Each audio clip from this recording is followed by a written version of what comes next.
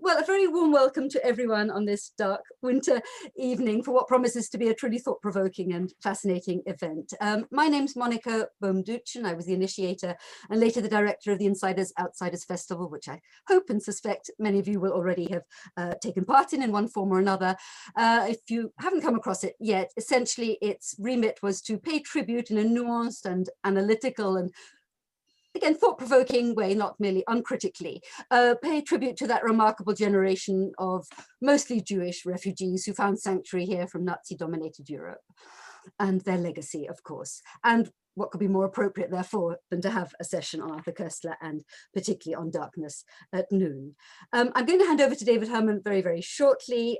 I would like to also thank Jewish Book Week, or indeed say welcome to you on behalf of Jewish Book Week, who's been partnering us on this particular program, and to say we have a very distinguished panel, sort of group of panelists. I won't actually introduce them myself, but say just a very few brief words about David, who many of you will know. He's a frequent and I think much loved presenter for Jewish Book Week. Among other things, he writes regularly for about modern Jewish writers and thinkers for a wide range of publications, and he's also has been a much depended on sort of trustee of the Insiders Outsiders Foundation, which kind of is the sort of the team behind the Insiders Outsiders project, which, as you will be aware from tonight, has proved to have quite a rich, well, I say it myself, a rich and fascinating afterlife in the form of online events due, of course, to lockdown, but it's proved a wonderful opportunity to reach a wider range of people across the world and people who wouldn't necessarily have known about the project. So I think without further ado, over to you, David. Thank you so much, Monica. 80 years ago this month, Arthur Koestler's novel Darkness at Noon was published by Jonathan Cape. It was one of the great political novels of the 20th century. Koestler was only 35 when he wrote it. We're going to talk about Koestler's novel, its impact, especially during the Cold War, and the very fascinating story of two very different translations. Your tremendous turnout, and welcome to you all, is a tribute to our terrific panel. So let me please introduce them. Ariane Bankes is Arthur Koestler's niece, former publisher and deputy chair of the trustees of Koestler Arts. She divides her time between arts journalism, reviewing, curating, and books, writing for The Spectator, the TLS, the Royal Academy magazine, and the FT, among many other publications. Eva Hoffman, writer and critic, born in Poland, emigrated to North America as a teenager, and now lives in London. She's the author of a number of books, including Lost in Translation, Exit into History, A Journey Through the New Eastern Europe, Shtetl, The Life and Death of a Small Town and the World of Polish Jews, and After Such Knowledge, Memory, History and the Legacy of the Holocaust. She's currently writing a book on Czesław Miłosz, author of The Captive Mind, one of the other great books about Soviet communism. And Michael Scammell, who's joining us from America this evening, who has written a superb biography of Arthur Koestler and the introduction to the new vintage edition of Arthur Koestler and the introduction of Darkness at Noon, excuse me. And he's also written a biography of Solzhenitsyn and has edited a number of books on Soviet literature. Michael, if I may start with you, what is Darkness at Noon about for those who may not be familiar with the novel? Well, that's a tall order, David, but I'll try. It's really about a veteran communist who has been loyal to the party since his youth, who then finds himself caught up in the show trials of the 1930s. Well, first of all, it's actually about a man like this before the trial begins. He's in jail and his prosecutors are trying to persuade him, partly by force, but mainly by argument, of his own guilt, so that, like some of those very prominent Soviet leaders in the 1930s who were put on trial and admitted their guilt to an amazing series of crimes, most of which they had never committed. So this is about the psychology of one of these Soviet leaders. And the show trials are hugely important to the book. And why were the show trials so important at this time? The Soviet Union was a much more popular international power, a dangerous one for what I would call the bourgeois democracies, but it had a lot of supporters in those countries. There were also communist parties in just about every country in Europe in one form or another. And so many people on the left were firm believers in the possibilities of communism, if not exactly in the way it was being run. And it was the show trials that really began to reveal to the rest of the world this harsh mechanism, this totalitarian regime that Stalin had hidden behind a great series of cliches of a facade which sounded utopian, which it was, the facade, but the reality behind it was a very different one. Well, the show trials were the first, was the time when the Iron Curtain, which was a phrase that was developed later, but was drawn back enough for people to begin.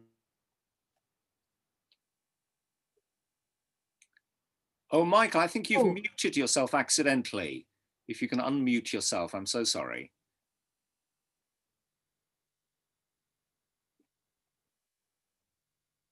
Yes, I think that should be okay now. No? It seemed to do it itself, but my computer seems to do things like that. So this was these trials really were the first. I mean, there were people from the beginning who understood the true reality of Soviet communism, but they were a minority, I would say, in the intellectual world. So this was when the curtain began to be drawn back. And so Koestler's novel was one of the earliest attempts to get behind the scenes and explain what was happening. And Ariane, do you have a sense of why the show trials were so important to Koestler himself, of all people? Well, yes, I mean, he had joined the Communist Party himself at the beginning of the 1920s. He traveled out to Russia. I'm so sorry, the 30s. He traveled out to Russia. He'd spent a lot of time there, ostensibly writing, as it were, propaganda for the Soviet system about how marvelous the whole thing was. He was then unable to return to Germany, from which, because of the rise of the Nazis, so he spent a few years in Paris.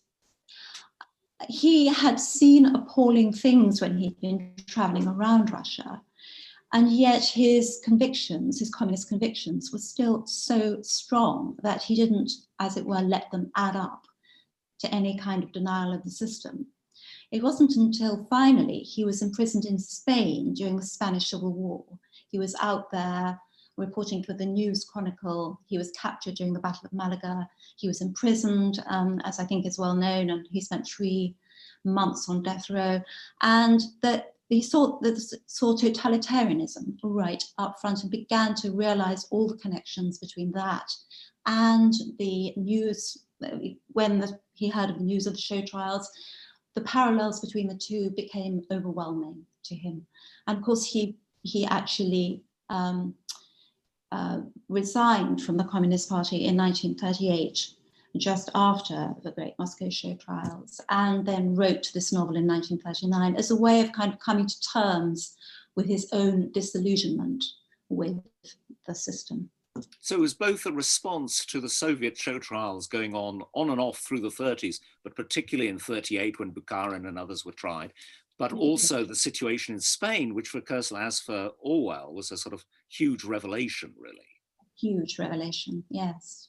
And, you know, he drew vastly on his Spanish experiences of imprisonment and interrogation and things like that in writing about the Russian situation. Of course, he never actually names Russia in Darkness at Noon, but it is very obvious that it is Russia and that number one is Joseph Stalin.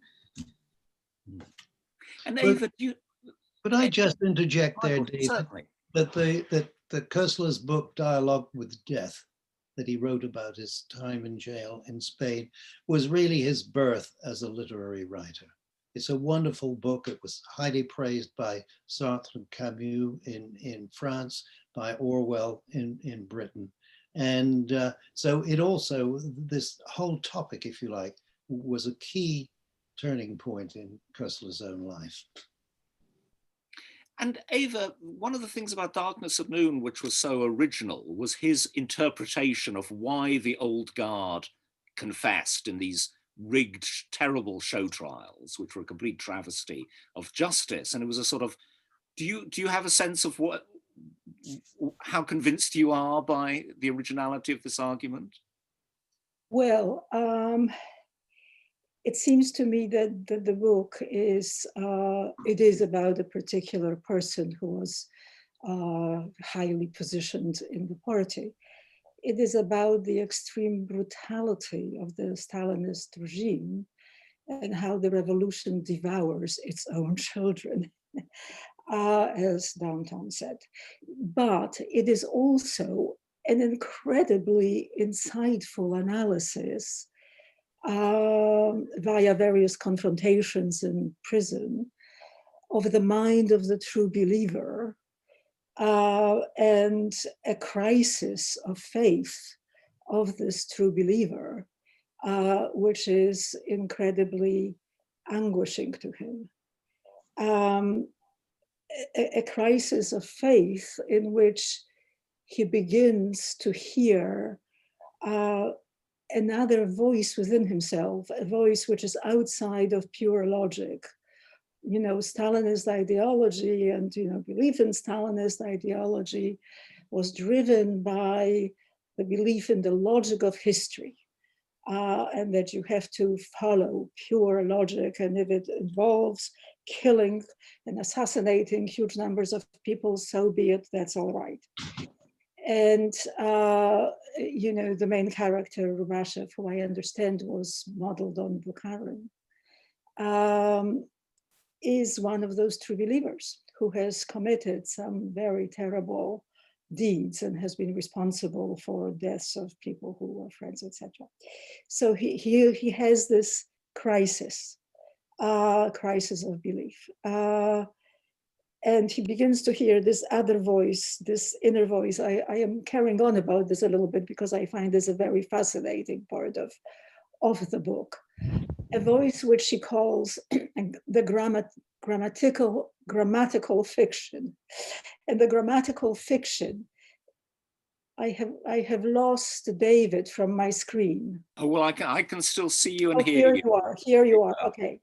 The grammatical fiction is the voice which is outside of logic, which is his inner voice, which is the voice of conscience, which, you know, which induces enormous guilt. So this is his crisis. Again, I'm losing you, David. I'm losing you to somebody who appears on my screen. There you are. I think Helen Wood, if you wouldn't mind muting yourself. Is that any better, Eva? Yes, that's fine. Excellent. Carry on, please. That's fine. So it's a crisis of faith, after which he arrives at the conclusion that nevertheless, if he is going to die, which he thinks he is, he might as well not die for nothing. That he, you know, so he will confess. It's a partial confession, but he will confess as the last service to the cause. I actually find this at the very least a very interesting proposition, and possibly a plausible proposition, although possibly the plausibility of this is, you know, induced by the exactness of Koestler's writing and his understanding of the psyche of this man. I don't know, you know, whether that really happened is more a question for Michael, I think, is more a biographical question. I'm also very interested, if I may just interject another question, whether the show trials, whether the confessions were widely believed in the Soviet Union. the confessions and the show trials in the satellite countries, which took place later, were not widely believed. And I had a conversation with a woman in Czechoslovakia whose husband was implicated in the show trials. And she said something very interesting. She said she understood that these were staged trials when her husband answered a question before the question was posed. And it was a kind of signal to her. So, but anyway, the motives for the confession do seem to me to be plausibly presented. The nature of the confession, which we now have and which is part of this new edition, seems to me so implausible that I don't understand how they allowed it to go through, in a sense. Michael, do you have an answer to Eva's question about how widely these show trials were believed as authentic, that these great leaders of the Bolshevik Revolution had in fact betrayed the revolution and committed crimes against the revolution? I can't say I do have the answer to that, David. I think I can offer an analogy which I think throws light on the later history of the Soviet Union. I don't know when it took hold, but I have a Chinese daughter-in-law, and we have, of course, discussed China and the Chinese regime. And she said, well, you have to remember that the population starts from the point, the average Chinese person starts from the point of view that what he or she is going to hear from the government is lies. So they start out by not believing anything they say, and then gradually begin to believe some of the things that are said. So this, and I certainly know for the period that I was visiting the Soviet Union and meeting with dissidents and so on, is that kind of cynicism was very widespread. Although again, I don't know that I met what might be called your average Russian, but I'm dying to get back to the other thing that Eva discussed, because I think she put her finger directly on the heart and soul of this book, and that is the nature of the confession and why it was made, and this business of the last service to the party, all of which I think she has analyzed extremely well. But I want to talk about something that I did mention in my introduction in the end, but which struck me forcefully only when I was going over the second translation. I had written this whole book. I had studied, as it were, Darkness at Noon. I'd written about it in some detail, but there was one dimension that I'd completely evaded me, which came when I read the latest translation. And in fact, a key person in the book, who doesn't seem to be that way, is in the cell next to Koestler. Do you remember? There's this business in which he communicates with this white Russian next door by knocking on the wall. And by the way, he learned about that technique of knocking on the wall from his childhood friend, Eva, who in later life was Eva Zeisel, a very prominent ceramicist, who also happened to be my neighbor in New York for many years. So I interviewed her there. And she confirmed for me that this business of communicating by knocking on the wall was genuine, and she was the one who had told Koestler about it. Well, now the man in the next cell is described through Rubashov's eyes as a buffoon, an idiot, a retrograde sort of pompous, patriotic, former military man who doesn't know anything about the world. But what he, the kind of things that he talks about are sort of your basic middle of the road morality, based really on the Bible and the New Testament. And it's a set of values derived from that source about not telling lies, about being honest, and he uses the word decent many times. Now, this ties in with something that Koestler himself had experienced. When Koestler was resigning from the party, he actually announced his resignation to the German Writers' Union in Exile, which was a communist dominated body. And he took great pleasure, and I just make sure I get this right, in quoting a statement made originally by Thomas Mann, who exerted great influence on Koestler as a writer, which is very brief. It says, "A harmful truth is better than a useful lie." And in a way, this was Rubashev's dilemma, whether to tell a harmful truth or a useful lie. And the useful lie, if you like, was contained in the last service to the party. But the truth was, and it gradually emerges throughout the book, that Rubashev is growing a conscience, if you like. And it's a conscience which is based very much on what the buffoon in the next cell is telling him and standing for. And one other dimension here that again I had not noticed is that the first time Rubashev openly condemns someone to death by giving communist agents permission, as it were, to murder a German traitor, I think, takes place in a gallery in Holland, where there is a painting of the Pietà as the background. And there are very many moments in the book when what we would consider, and the average person would consider, the crimes carried out in the name of the party are accompanied by this Christian imagery, which is, of course, doubly interesting in that Koestler was a Jew, but mind you, not at all a believing or faithful Jew, but still brought up in that tradition.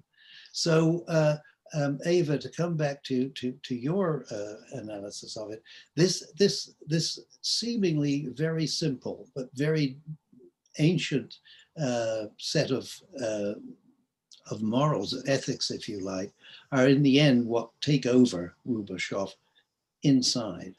And this, I think, leads to his struggles with the grammatical fiction and so on. I don't know if I've complicated or made it simpler, but that was something that struck me very strongly. But it is, sorry, Eva, go ahead. Well, no, I mean, yeah, just absolutely. And in fact, I was going to and may still allude to this, scene in front of the Pietà, which and the sort of whole conflict between the two kinds of moralities, which was very important to Miłosz and to Miłosz's analysis of the captive mind. Yes, but absolutely, it is the voice of conscience, which is ironically, I suppose ironically or interestingly, being called the grammatical fiction. I mean, in other words, Rubashev did not expect to find it within himself. And yes. All of a sudden it is there, and it is very anguishing. Yes. So, and it induces his remorse for what were terrible crimes of condemning friends, really condemning a lover. Yes. In the service of ideology. So absolutely, I think it's the crucial conflict. But I wonder if this is why he confesses. I mean, he cannot confess out of this new conscience. Yes. Sorry. Yeah. Go ahead, Ariane. I was just going to say, is it not? There is a theory, that although in the show trials these men were ostensibly confessing to ludicrous crimes like plotting to overthrow Stalin or whatever it happened to be, but in fact they were confessing their guilt for unnamed but very real crimes that they had carried out in terms of liquidating many, many people. I mean, in other words, their sort of existential guilt was coming to the fore. And it took other forms. It took the form of of confessing to crimes that they had not committed, but in the name of crimes that they had, perhaps. I think that's exactly right, Ariane. Yes, yes. And something I wanted to ask you about, Ariane, was that Rubashov is a very complicated figure. It's not just that he's a sort of goody who gets seized by the precursors of the KGB and locked up and then tried on trumped up charges, but we see him throughout the novel in various crucial scenes, including this with the Pietà, being absolutely ruthless beyond belief towards other people, other members of the party. Absolutely. Even though he saw himself as he saw his first interrogator, Ivanov, as being, as it were, on the sort of the old-fashioned, more honorable end of the party. You know, there's this great contrast between Ivanov, his old Bolshevik comrade, and the far more ruthless younger interrogator, Gletkin, who patently is totally amoral, if not immoral. But there is a sense that both Rubashov and Ivanov, despite what they have done, see themselves as the honorable, on the honorable end of the spectrum, put it that way. And the young interrogator Gletkin, who is really a horrifying individual, you sort of get the feeling that he is sort of closer to the kinds of communists that Koestler might have met in Spain, which was such an important encounter for him, these ruthless people who would just kill other socialists rather than fascists at times. I think so very much, but Michael would know more about that than me, I think.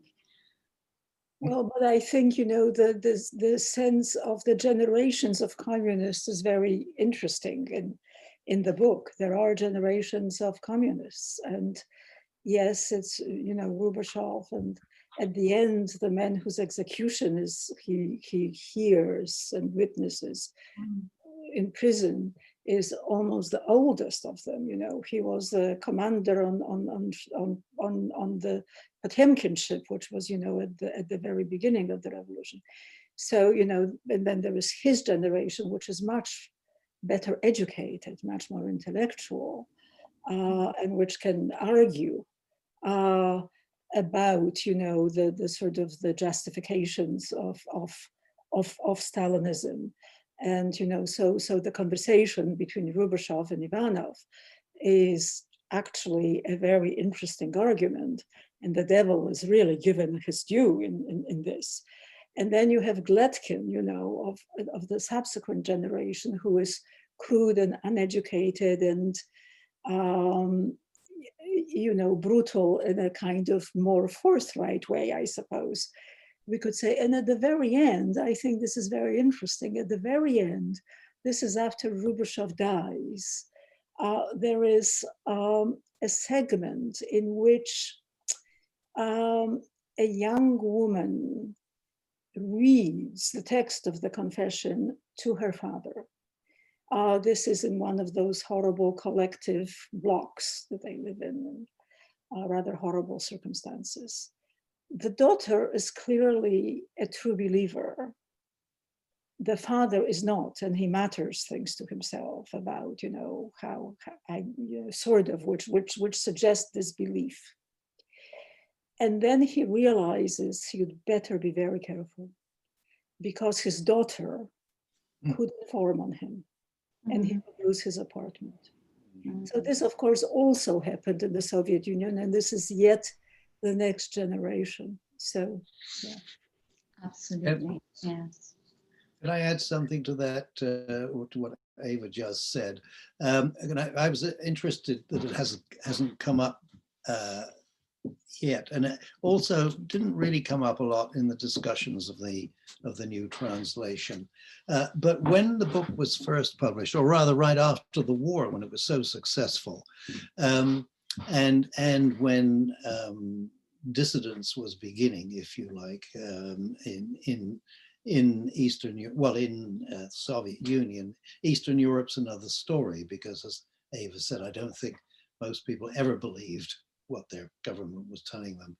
But I remember that the big debate was, or rather I read about it, but then I came across people. There was a great deal of criticism of Koestler and resistance to this book on the grounds that he had made Rubashov so attractive and his arguments in favor of the party so persuasive, especially in these long dialogues with Ivanov, where as Ariane said, they were, they were pals earlier. But Rubashov at times seems to be almost outdoing the prosecutors in his Marxism and his ideology, as it were. And readers,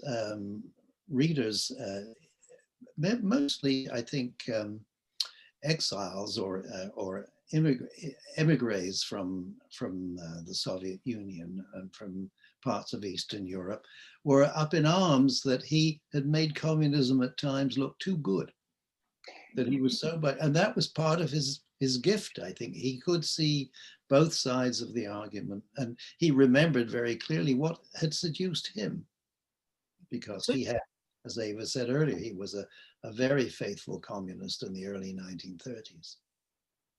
So if I can add another layer of complications to this, there's then the story of the impact. And what's kind of curious in a way is that it doesn't have a fantastic impact in Britain where it's first published, but its real impact seems to me to come in Paris in particular after the war.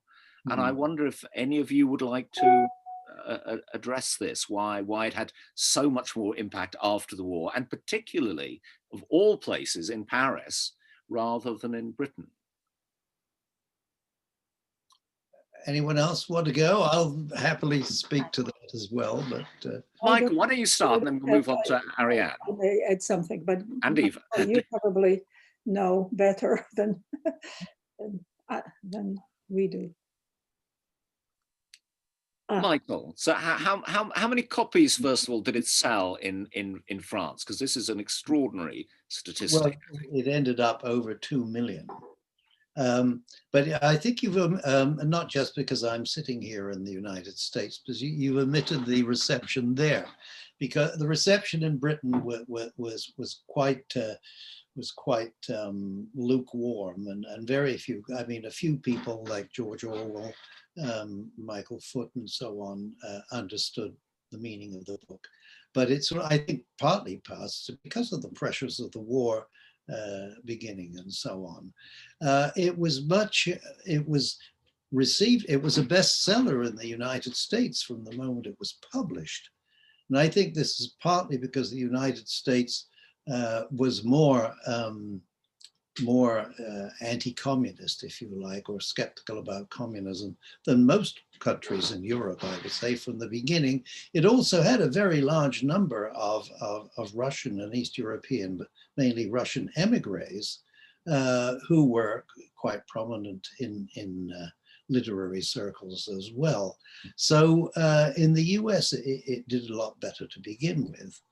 The question of what happened in France was that, to the contrary, the Communist Party was it was the strongest party in Western Europe, the Communist Party in France. And there was a real feeling and a fear in 1946, immediately after the war, when, after all, the Red Armies had invaded Germany from the east and occupied one half of the country, and certainly deserved a lot of credit for the fighting that they did. There was a feeling that the communists might actually win. I think it's probably the closest that the Communist Party came anywhere in Western Europe to winning an election. And it was the republication of Darkness at Noon and the impact that it had first on intellectual circles, and then as sales boomed, as they tend to do with bestsellers, the book sort of spread, the book's message spread much more widely. And many people, when the communists narrowly lost, blamed it on the influence of Darkness at Noon. So it was immensely topical in France in the mid-1940s after the war. And you write, you tell the wonderful story, Michael, about how the Communist Party visited the publishers' offices, tried to get them to pulp all their copies, and then, having failed to do that, stormed the bookshops and tried to buy up all the copies in the bookshops so that to quell the sales, staunch sales. Yes, yes. A sort of farcical situation to try and stop its runaway popularity. Yes. But yes, I actually didn't know about its very low impact in England and Britain when it was published. It was published here earlier, of course, in 1940. Yes. And you know, there were true believers here who remained true believers until quite late. And I was very shocked to read, for example, about Beatrice Webb and Lillian Hellman making statements to the effect that the criticisms of the show trials were slurs on communism, that they were unjustified. So they, you know, they were willing to go along with the spectacle of the show trials and retain their sort of their communist faith. It was, you know, it was quite startling to read that, but I didn't know that it had such low impact here. Perhaps, I mean, I suppose there were these, you know, true believers beyond, beyond, you know, the faithful believers elsewhere. But but perhaps the Communist Party was in fact quite small in this country.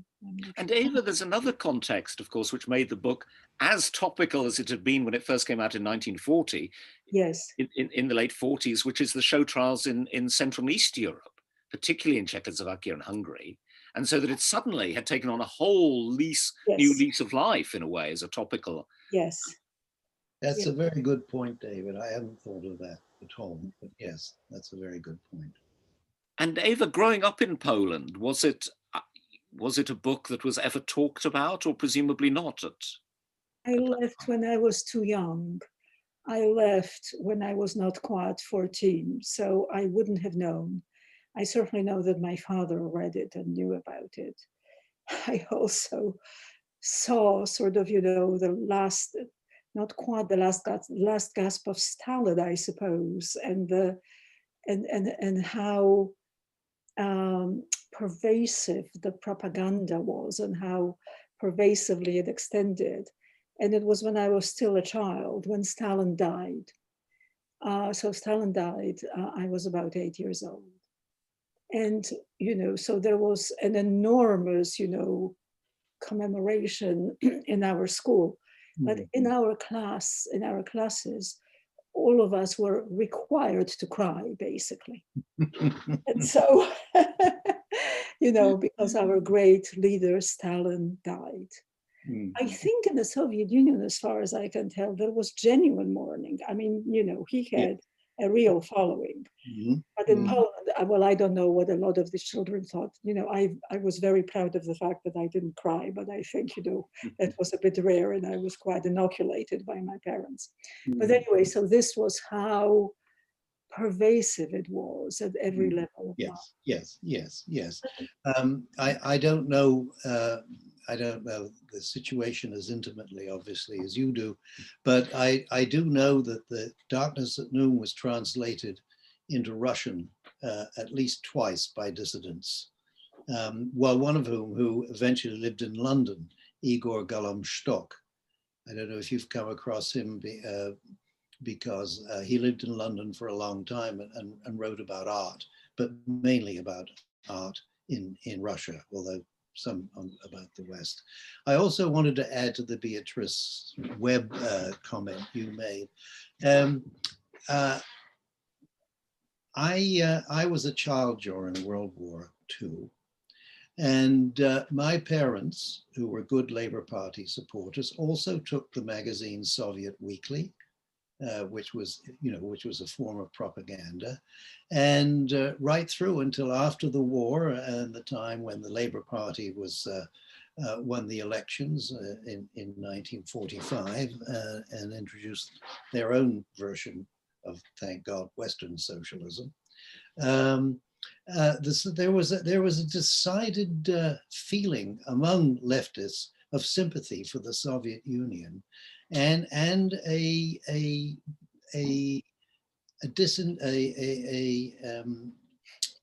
sense of not wanting to believe what they were actually hearing about the show trials, or what they had heard in the 1930s. They too, with virtually no firsthand information, leaned whenever they could to believing, along with Beatrice Webb, that it was all a conspiracy and that these people were guilty. So there was a different feeling in Europe at that time, not only France, but England. I can't really go any further than that. There were very, very strong pro-communist feelings still among the left, not to the degree of carrying out those kind of policies, but an inclination to feel that if this was proved, if the Soviet Union was as bad as it was coming to seem, that sort of did cast a shadow on their own beliefs. Ariane, if we can finish with the fascinating story of the two translations, because you knew Daphne Hardy, who wrote the original translation. Well, yes, she was a very remarkable woman, and she, towards the end of her life, came to live in Cambridge, very, very close to my mother, and they became very close friends because obviously they had that history of knowing Arthur so very well in common.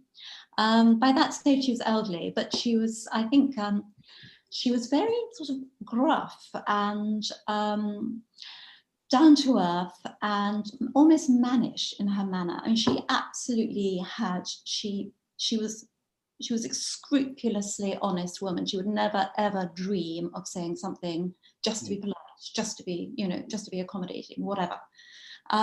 She was very sort of almost ruthlessly honest and uncompromising, and frankly, in a way, uncharming in her manner. But and can you tell us how she got to write the original translation? Well, yes, I mean, Michael could do this much better than me, but she became Arthur's girlfriend. She was a young art student, aged 22 when they met. And he was, yes, considerably older than her, 15 years older than her, whatever. What he liked about her and what he found attractive about her was her incredible independence of mind. She thought for herself, she went her own way. She was very, very devoted to her sculpture, and she became a very good sculptress. And indeed, she made a very beautiful sculpted head of Arthur Koestler, which is now in the National Portrait Gallery, much later in their lives. Anyway, they got together in 1939, just when he was embarking on the book. And as you may or may not know, he was continually interrupted because he was arrested in France as an enemy alien, sent to Le Valnay camp. He managed to go on writing it there off and on, and then resumed it in Paris. And they were working flat out in the early years of 1940, just before the Germans invaded. He was dictating one side of the curtain in their shared room. She was literally translating as the words came out the other side of the curtain, without a dictionary, without having ever traveled or read a great deal about the Soviet Union. She was doing her absolute best, but at tremendous speed, at tremendous pace, without any resources to sort of fall back on, and trying to keep up with Arthur's feverish invention, as it were. So she did the best job she could. On the 1st of May, she mailed her translation to Jonathan Cape in London, and the original German off to Arthur's publisher in neutral Switzerland. And then 10 days later, the Germans arrived in Paris and they fled. And the rest is history. And Michael, if I can give you the last word on the new translation and the story behind that. Ariane just mentioned the Swiss publisher, Emil Oprecht, his name was, whose publishing house, Europa, I think, still exists and was a very big and flourishing one. Well, what happened was there's always been a great mystery about Arthur's papers, because Ariane mentioned that not only was he under surveillance by the French police, but his apartment was raided several times, and they took away lots and lots of his papers and manuscripts and so on. Well, these all seemingly disappeared, but what happened was that they were in the French police archives when the Germans occupied Paris, and they took all these French police archives and carted them off to Berlin and put them in their own archives in Berlin, where they sat during the war. At the end of the war, the Red Army invaded Berlin, and the KGB raided the Nazi police headquarters and took those papers, took their papers, including Arthur's papers, to Moscow. And it's Moscow where I went after the collapse of, no, it was before the collapse of communism. The archives in Moscow were accessible. And I went to Moscow and, for example, found the complete manuscript of The Gladiators, Arthur's first novel, actually, which he wrote just before Darkness at Noon. And I thought I was going to find Darkness at Noon there too, but it turned out not to be there, frustratingly. But I was allowed to copy and bring back all these other things that I eventually wrote about. Well, then, in the meantime, the only copy of Darkness at Noon that existed was the English translation. There was no Russian available. And there was a it was written in German, by the way, or as we know, because Daphne translated it. So, and there was a German edition, but which was partly back translated by Arthur Koestler himself. So there he was trying to translate from the English what he had once written in German in Paris. Well, time rolled on, and a German graduate student called Matthias Wessel was writing a book.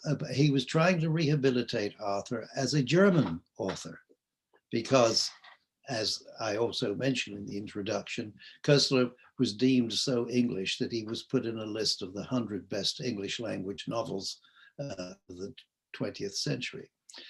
So Matthias was trying to find information about Koestler's stay in Spain and his early writings. And he started looking at the archives of the Europa Verlag, looking for books by Arthur about Spain. And he stumbled across, he was just looking at a list, by the way, before he saw it in the flesh, as it were. He came across a book which was simply a manuscript, unpublished manuscript, called Rubashov. And being a Koestler scholar, he immediately knew that Rubashov was the name of the hero of Darkness at Noon.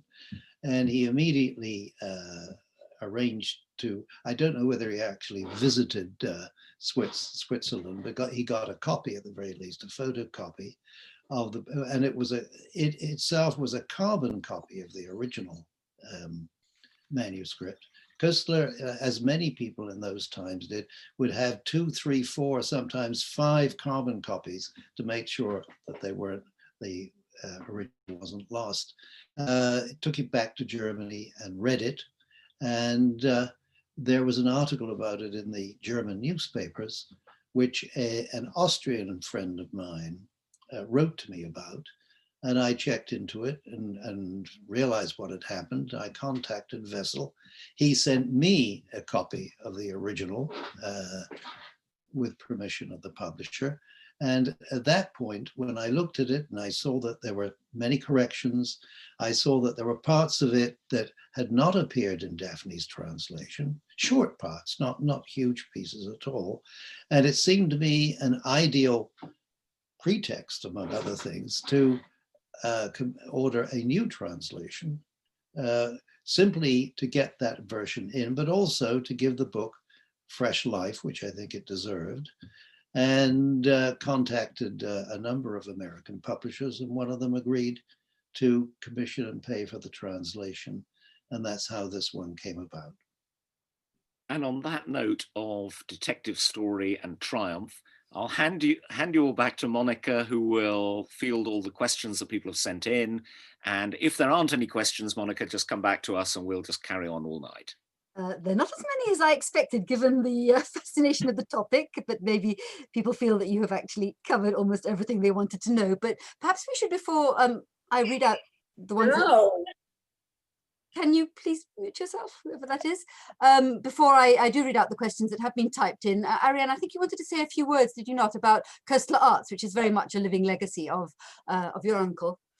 Oh, thank you, Monica. Yes, well, one of the things that came out of Arthur's 3 stints of imprisonment, first in Spain on death row, second at La Vernay as having a sort of internal alien, as it were, and thirdly in Pentonville prison in England, where he was charged with being an enemy alien when he came over in 1940. Throughout these experiences, he had realized that to be in a cell with absolutely no means of communication was, as he put it, the death of the soul, and that even a piece of chalk to scratch something on the wall was better than that. And in 1962, he set up the Koestler Trust for Arts in Prisons. And it started, he got Rab Butler, the then Home Secretary, he got the prison service on his side. Nevertheless, it started in a small way. He made over a small amount of money to set the whole thing up. And he had the most extraordinary judges in the early years. Kenneth Clark would be judging the art, V.S. Pritchard would be judging the literature, etc., etc., etc. Started in a small way, but it's still going nearly 60 years later. It's grown and grown and grown, and now it's completely embedded in the UK prison system. And every year it receives 6,000, 7,800 and 8,000 entries from prisoners all over the country, across all the art forms, visual, literary, poetry, sculpture, whatever. And they are judged, and the prisoners receive feedback and prizes and are exhibited sometimes and can be mentored when they leave prison. So it is an absolutely tremendous legacy. And when he set it up with quite modest intentions, he said, this will be my little piece of immortality. And it has grown and grown, and it really has been a tremendous legacy. So thank you for allowing me to mention that. Ariane, can you extend it to the United States, please? If only we could. Let me now, there are indeed questions coming in. One point of fact, which is fascinating to me for reasons you'll discover, from Julia Schreiber-Boyd, saying the Daphne Hardy translation was also published by Folio, with illustrations commissioned from a Hungarian-born emigre artist, woodcut artist primarily, called Georgi or George Budai, who was then living in a mental hospital in Coulsdon. Fascinating connections, the whole wider circle of emigres who came to this country. And then she also points out, and it'd be interesting to know how you react to this, that it was really, she feels it was the Hungarian uprising that finally awoke the Brits, the English, to Soviet oppression. I wonder if anybody wants to kind of chip in there at all. Eva, I feel that Yes. you could perhaps answer this better than I can.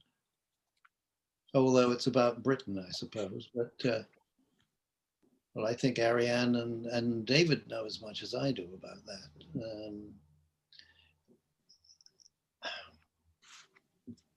I think all the invasions of Eastern Europe woke the British, but I guess I say we, although I'm sitting here in New York, or rather New Hampshire, I'm sorry. I grew up in Britain, obviously. It was a very, the Hungarian Revolution certainly had a bigger emotional impact on Britain than any of the other resistance movements in Eastern Europe, or even than the dissidents in the Soviet Union. And I think, if I remember rightly, many volunteers from Britain went to join the Hungarians on the barricades. So it was a much more intimate and personal experience of what was going on than happened anywhere else, I think. But I must say, it's not something I have given a great deal of thought to. Shifting the focus somewhat, if I may, several people have actually typed in questions relating to Koestler's, his time physically in Palestine, but also how the book was received and what its significance is in relation to Zionism and to Palestine. Another big question. Well, I'd love to hear what about what the books, how they were received there. But Koestler was very active in Palestine in the year before, well, in the right after the war, when the whole question of whether the country of Israel would actually come into being, and then where it would be based and how extensive its area would be. But Koestler made himself very unpopular because he was a revisionist Jew. He was a follower of Jabotinsky, who was a maximalist. And Koestler was in Palestine to report for the British newspapers as a special correspondent, I forget which ones. But not only was he a correspondent, and there are lots of descriptions of him dashing around the country in an open Jeep that he had, but he became part of the discussion because he was so prominent, so well known, and he was so extreme in his advocacy that he got caught up in the arguments between the two sides.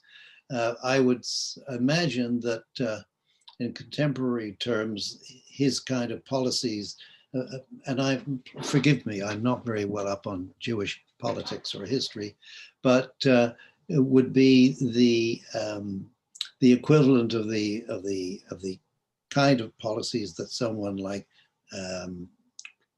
Prime Minister Netanyahu, I think, has embraced.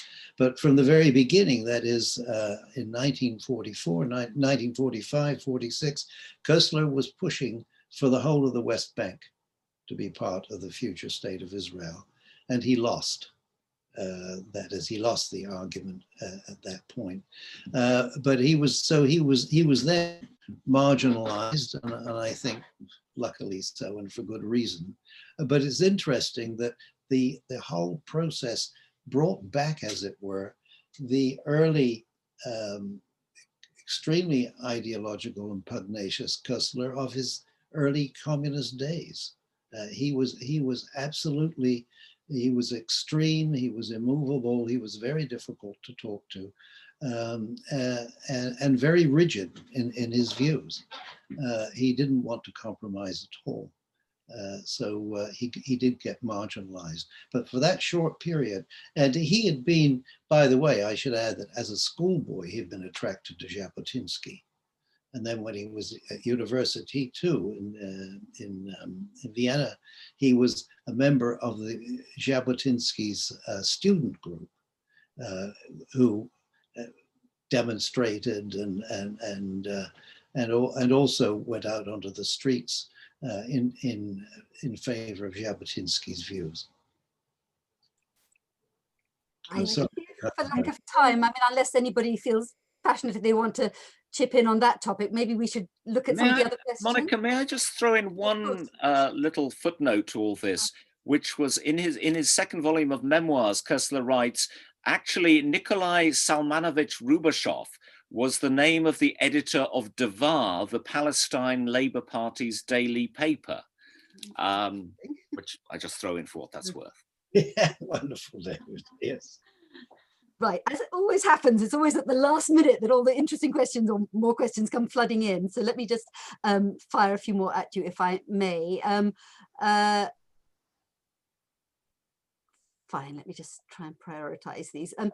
Yes, two, I think, useful questions. What is there to say about the female characters in Darkness at Noon? Do they show any contrast to the brutality of the males? There is only one. There's only, yes, exactly, there are not many. And she is his secretary stroke mistress, Rubashov's secretary stroke mistress, who is very quickly done away with. She disappears clean, and She senses her fate, doesn't she? As I recall, she knows what's in store. Right. Okay. Well, maybe in Except, itself, may that's I an say, answer. except for the young girl whom I mentioned at the very end, Mm. who is, you know, taking up the wand of fanaticism, and, you know, is willing to inform on her father, apparently, if necessary. Yes, that's So actually. I mean, in other words, and I think this is probably historically true, that Soviet women were not any less involved in the struggle or any less fanatical than the men, probably. Again, a big question. Another, yeah, again, another big one. How does Darkness at Noon fit in with the rest of Koestler's work? I wonder if somebody would like to tackle that in a nutshell. Wow, big question. Mm. Ariane, do you want to have a go? Well, it was undoubtedly his greatest novel. I mean, he wrote several other novels, but none of them, I think, achieved anything like, I mean, nothing like the impact of Darkness at Noon.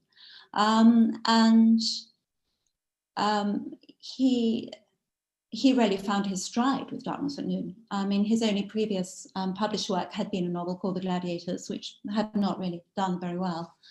It defined him, and it continued to define him for a very long time. As you know, he wrote about politics for a long time thereafter. Notably, of course, that brilliant essay in The God That Failed, which sums up his own disillusionment with communism. But latterly, of course, he turned to science. He turned away from writing about politics altogether, and he became a writer, very sort of synthetic writer on science.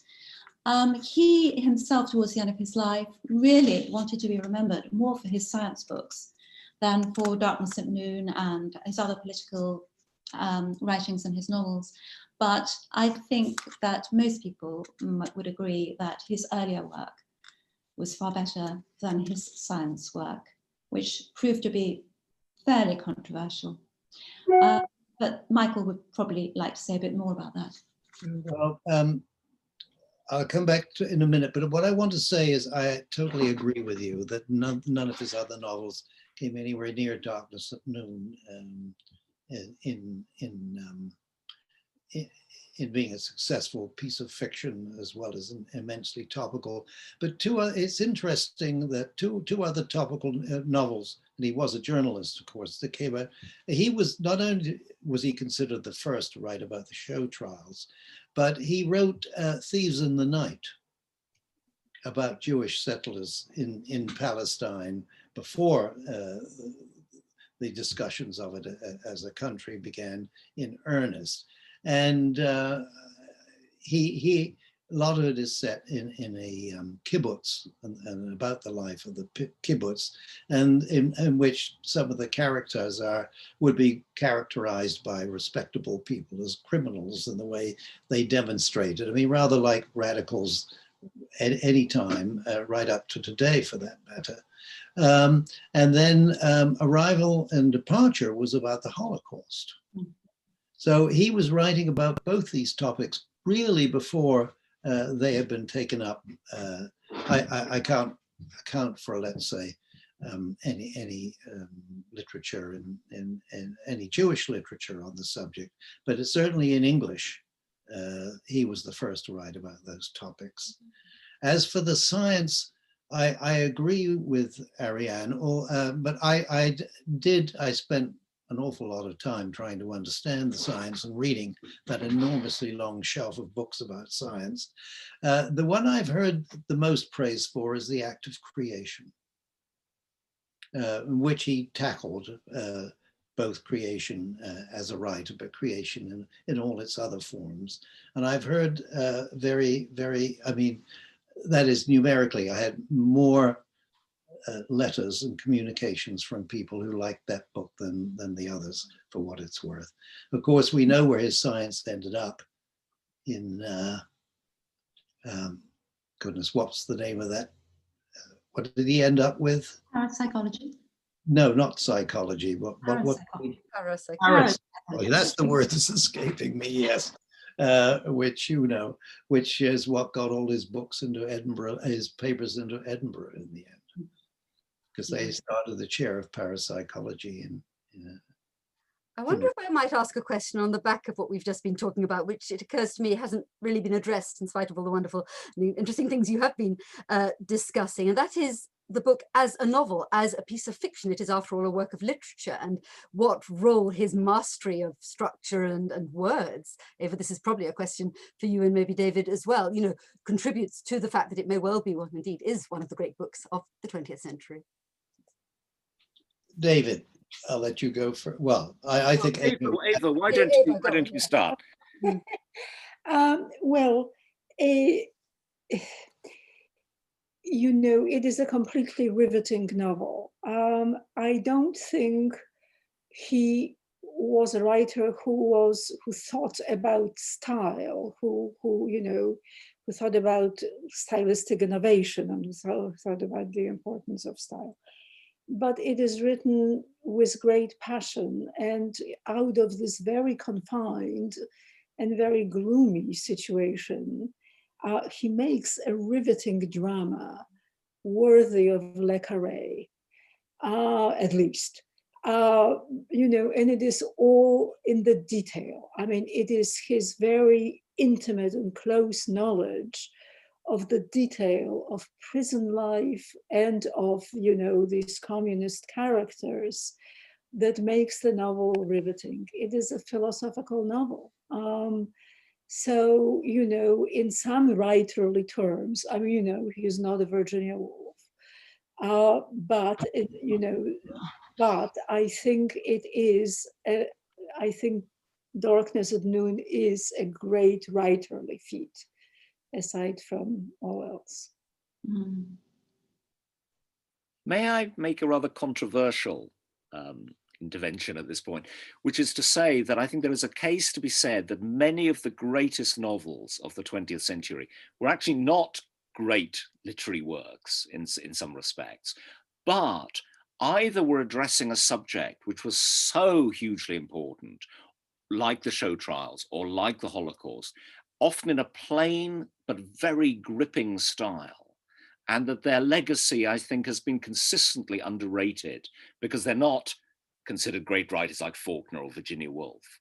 And I don't think anybody would claim that Koestler was, but the impact of Darkness at Noon or Animal Farm in 1984, or Solzhenitsyn's writing, or Primo Levi and Elie Wiesel's writing, or, the list goes on and on and on.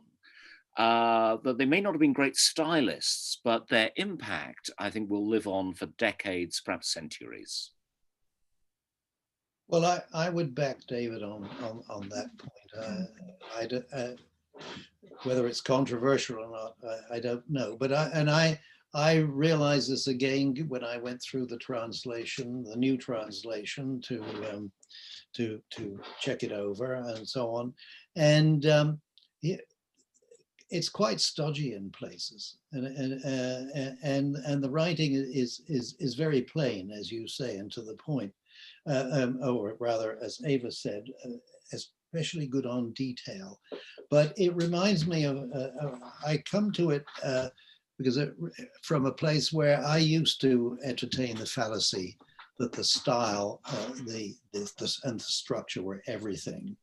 And it's taken me best part, and when I tried to write novels myself, that's where I always ran aground and spending far too much time polishing the sentences. To be great, there are many ways you can be great, but I agree with both David and Eva. It's the subject, not only the subject matter is crucial, but it's also the interpretation of the subject matter, and not just the mind, but the heart and the soul that are brought to the subject matter under inspection, if you like, and being written about. And I think that novel definitely qualifies there. That Koestler really rose to the heights in portraying these particular characters and in trying to untangle and get to the very bottom of this ideology and what it meant for mankind, if you like, and womankind. And I go back to that quotation that I said, a harmful truth is better than a useful lie. Well, I don't know how this is, how important this is in England, but here in America, where you have huge battles over political correctness, you have movements of all kinds, virtuous movements for good ends, and yet nevertheless along the way quite often people are betrayed into making statements and assertions that actually sometimes are what I would call what is it, are useful lies. And they're there to hand, and they're very tempting. And so this novel, if you like, its central message can be projected forward and has something to say to the present generation. That's my view, anyway. Absolutely. And I think that's an absolutely perfect point at which to end. There are quite a few other questions, and my apologies if there hasn't been time to address all of them. So I think we should draw the proceedings. Oh, Ariane, yes, please carry on. Sorry, just say you were muted. I thought you were muted very briefly, but now you're back in. Yes, sorry. a little wonky, isn't it? Anyway, no major technical hassles. Very good. David, did you want to say anything else, or do you think we should indeed? No, I would just like to thank you all for such an interesting conversation, and I hope a very large audience has enjoyed it as much as I have. Indeed, indeed. I'm just looking to see if there's anything we simply can't. Well, yes, thank you for a most interesting discussion. That goes almost without saying. Quite a few political comments. And I think we probably better leave it at that. And yes, let me add my thanks to David, to obviously the panelists and to the assembled audience. And also just to remind you that for those of you who might like to listen to the discussion again, or indeed to tell your friends about it, it has been recorded and it will be uploaded onto the Insiders Outsiders YouTube channel that you should be able to find very easily by simply typing that in on Google in the next few days. So thank you, everyone, and a very good night.